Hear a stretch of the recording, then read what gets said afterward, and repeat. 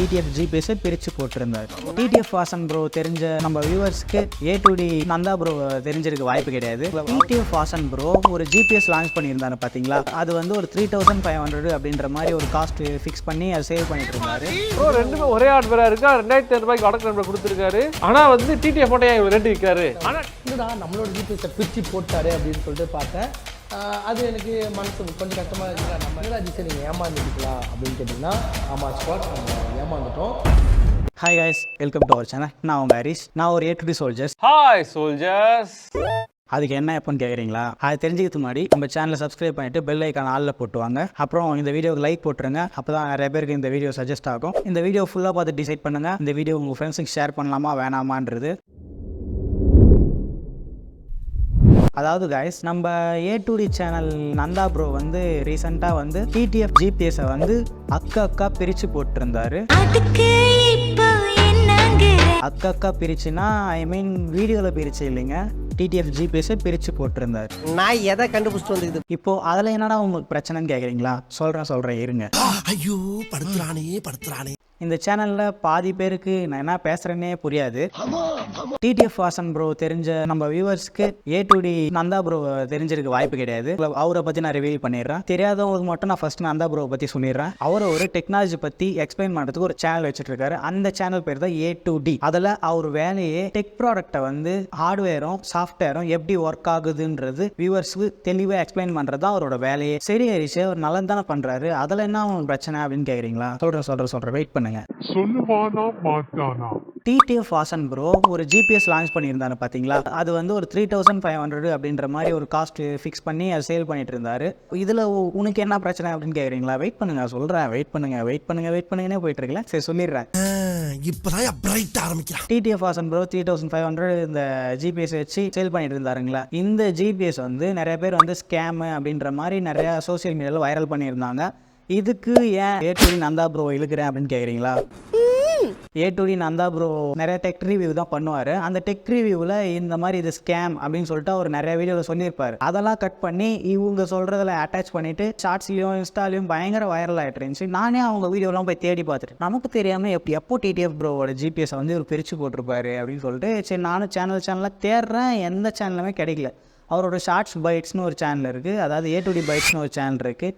அந்த சேனலையும் போய் தேடுறேன், A2D சேனல் அஃபிஷியல் சேனலையும் போய் தேடுறேன். ஒன்றும் சிக்கலையே அப்படின்னு சொல்லிட்டு பார்த்துட்டு இருந்தேன். அப்புறம் டிடிஎஃப் ஃபேன்ஸ் வந்து என்ன பண்ணிட்டாங்கன்னா A2D ப்ரோவை கழிவு ஊற்ற ஆரம்பிச்சிட்டாங்க. ஐ மீன் நந்தா ப்ரோவை கழிவு ஊற்ற ஆரம்பிச்சிட்டாங்க. சரி நந்தா ப்ரோ வந்து நம்ம தேவையில்லாமல் கடி வாங்குறோமே, அதுக்கு நம்ம வீடியோ பண்ணிகிட்டே கடி வாங்கிக்கலாமே அப்படின்னு சொல்லிட்டு வீடியோவை பண்ணிட்டாரு.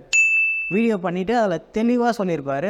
டிடிஎஃப் ஜிபிஎஸ் ஒன்று வாங்கிட்டு இருப்பார், அப்புறம் அவங்க வடக்கு நண்பர் ஜிபிஎஸ் ஒன்று வாங்கிட்டு இருப்பார். ரெண்டுத்தையும் கம்பேர் பண்ணி பிரித்து தெளிவாக சாஃப்ட்வேர்லேருந்து எல்லாத்தையுமே அனலைஸ் பண்ணி அவர் காட்டுவார். இதில் டிடிஎஃப் எந்த ஸ்கேமும் பண்ணலன்றதும் தெளிவாக சொல்லுவார். அதில் என்ன ப்ரோ பிரச்சனை? டிடிஎஃப் தான் அதான் எந்த ஸ்கேமும் பண்ணலான்னு சொல்லிட்டாரு, அப்புறம் என்ன பிரச்சனை அப்படின்னு கேட்குறீங்களா? அதுக்கு அஜீஷ் ப்ரோ வந்து A2Dக்கு ரிப்ளை வீடியோ போட்டிருக்கிற மாதிரி ஒரு வீடியோ போட்டிருந்தாரு. அதில் என்ன சொல்லியிருக்காருன்னா, எனக்கு வந்து நந்தா ப்ரோ ரொம்ப பிடிக்கும், அவர் பண்ணுற டெக் வீடியோஸ்லாம் எனக்கு ரொம்பவே இம்ப்ரெஸ் பண்ணியிருக்கு, ஆனால் என்ன ஏன் இப்படி பேசிட்டாரு அப்படின்ற மாதிரி சொல்லியிருந்தார். அஜீஷ் ப்ரோனா யாரும் இல்லை, டிடிஎஃபோட ஃப்ரெண்டு தான். அவரோட ஃப்ரெண்டு உங்களுக்கு நீங்கள் நல்லாவே பார்த்துருப்பீங்க. நந்தா ப்ரோ தான் இங்கே நிறைய பேருக்கு தெரிஞ்சிருக்காது. தெளிவாகவே அவரோட ஃபோட்டோலாம் போடுவேன் பார்த்துங்க. நம்மளோட ஜிபிஎஸ்ஸே நம்ம ஸ்கேம் பண்ணுறோம் அப்படின்ற மாதிரி சொல்லிட்டீங்களே அப்படின்ற மாதிரி சொல்லியிருந்தாரு. அவர் அப்படி சொல்லலை. அந்த வீடியோ நீங்களே ஒரு டைம் பார்த்துருங்க. அண்ட் டிடிஎஃப் இருந்தாலும் டிடிஎஃப் ஃபாலோவர்ஸாக இருந்தாலும் நம்மளோட சோல்ஜர்ஸாக இருந்தாலும் யாருமே வந்து பாதியிலே கட் பண்ணிட்டு முடிவு எடுத்துட்டு போயிடாதீங்க. ஏன்னா நிறைய ட்விஸ்ட் அண்ட் டர்ன்ஸ் இருக்கும். ஸோ ஃபுல்லாக பார்த்துட்டு முடிவெடுங்க, கமெண்ட்டை போட்டு இருக்குங்களா ஆண்டனா. அப்புறம் இந்த லைட்டுக்கான கட் அவுட் அண்ட் உள்ள பார்த்தீங்கன்னா ரெண்டுமே ஒன்று தான். என்ன இது நீங்களும் அதே மாதிரி ப்ரோ ரெண்டுமே ஒரே ஹார்ட்வேராக இருக்கா, 2500 ரூபாய்க்கு வடக்கு நம்பர் கொடுத்துருக்காரு. ஆனால் வந்து டிடிஎஃப் மட்டும் ஏன் ரேட்டு விற்காரு? ஆனால் டிடிஎஃப் வந்து நடுவில் வந்து எமோஷனலாகவே சில விஷயம் பேசியிருப்பாரு. நடப்பதெல்லாம் நன்மைக்கு அப்படின்னு சொல்லி நான் நம்புறேன். விஷயம் ரொம்ப பெருசு. கடவுள் அன்பாலையும் உங்களை மாதிரி நல்ல நல்ல உள்ளங்கள்னாலையும் நல்லா நடக்கணும்னு சொல்லி வேண்டிக்கிறேன். இந்த அளவுக்கு எமோஷனலாக போய் சொல்ல முடியுமான்றது எனக்கு தெரியல. இந்த மாதிரி சொல்லியிருந்தாருங்களா. இப்போ அஜீஷ் ப்ரோ வந்து இப்படி ஒன்று சொல்லிடாரு, இதையும் பார்த்துருங்க. ஒரு கம்யூனிட்டி போஸ்ட் பார்த்தேன், வருது என்னடா நம்மளோட ஜிபிஎஸை பிரித்து போட்டாரு அப்படின்னு சொல்லிட்டு பார்த்தேன்.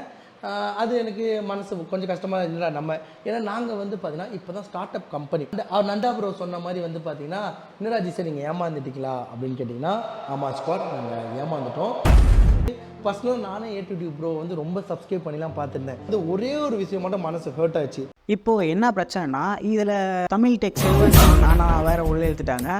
அவர் ஒரு ஆப்பிள் விஷன் ப்ரோ பற்றி ஒரு பயங்கரமாக ஹைப் கிரியேட் பண்ணிட்டு இருந்தாங்க. அதில் A2D ப்ரோ வந்து ரிப்ளை வீடியோ மாதிரி ஒன்று போட்டிருந்தாரு. அதை வந்து ஒத்துக்க முடியாமல் தமிழ் டெக் சேனல் வந்து A2D ப்ரோக்கு ஒரு ரிப்ளை மாதிரி போட்டிருந்தாங்க.